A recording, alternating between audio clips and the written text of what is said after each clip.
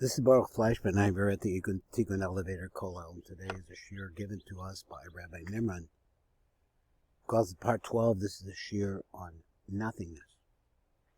So just a quick ad. I just want to say something. I've been Kurv to Breslov, we call it, to and invited this in the teaching of Rabbi Nachman for 35 or 40 years. I don't know, it's been a long time. And I've been through in and out on different types of trying things, and this is one of the big ones.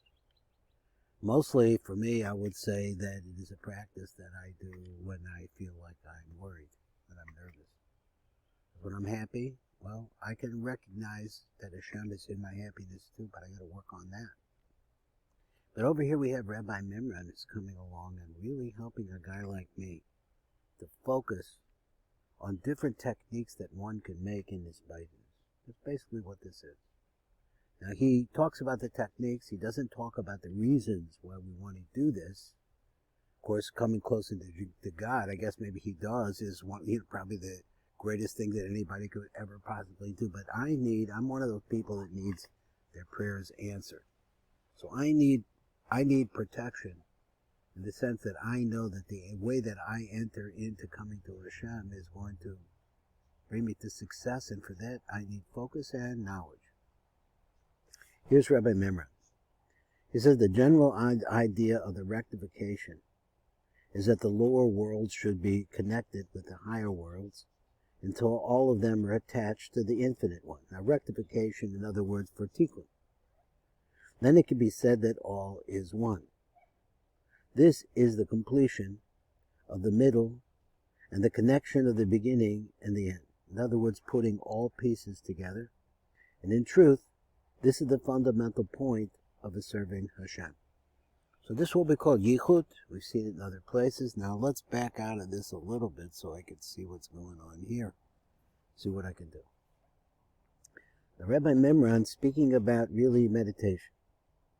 If you wanted to visualize nothing in a meditative state, you would have to take this perception of nothingness and bring it into your mind's eye. Not an easy thing to do. In a normal state of consciousness, this would be impossible. But in higher states of consciousness, with training and practice, it can be accomplished. Indeed, in a number of systems of meditation, it is an important practice. For one thing, filling the mind with nothingness is a highly effective way of clearing it of all perception.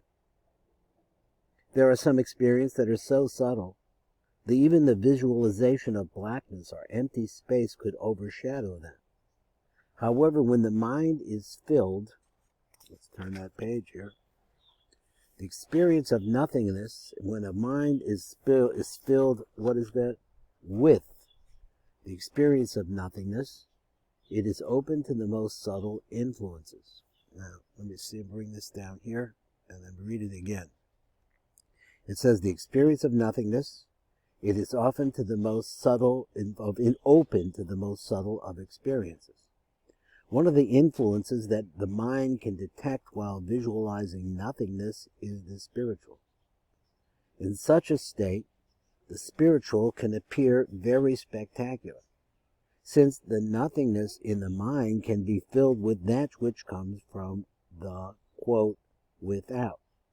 Let me read this again. He says, one of the influences that the mind can detect while visualizing nothingness is the spiritual, and in such a state, the spiritual can appear very spectacular, since the nothingness in the mind can then be filled with that which comes from the without.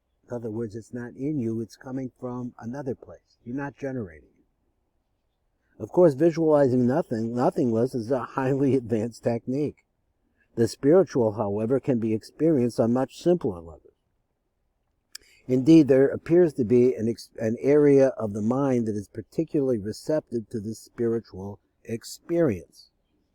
Sometimes, without warning, a person can have a spiritual experience that leaves him awestruck or exhilarated.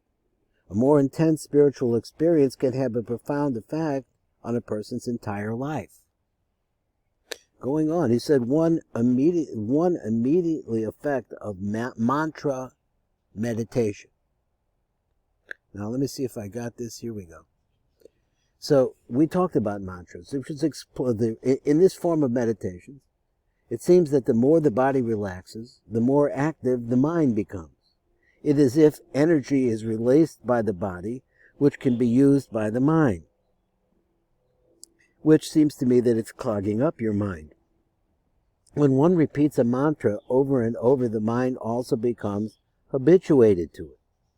Eventually, one becomes able to say it without the words registering in the conscious mind. By this time, one has also formed the habit of erasing all thought from the mind while reciting the mantra. It is therefore a highly effective psychological means of removing all thought from the mind.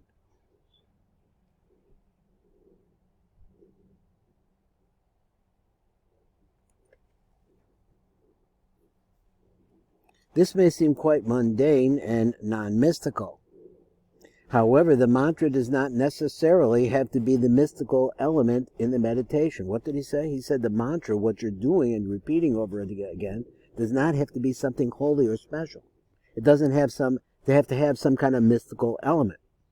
The mantra can serve as a means of clearing the mind of mundane thought, leaving it open to other transcendental experiences. This thing can be true no matter how non-mystical the mantra is. Indeed, certain types of clinical meditation, now I'm not sure what clinical meditation is, a nonsense word can be used as a mantra. Nevertheless, if the mantra has spiritual power in its own right, it not only clears the mind of mundane thought, but also puts the meditator into a special spiritual space.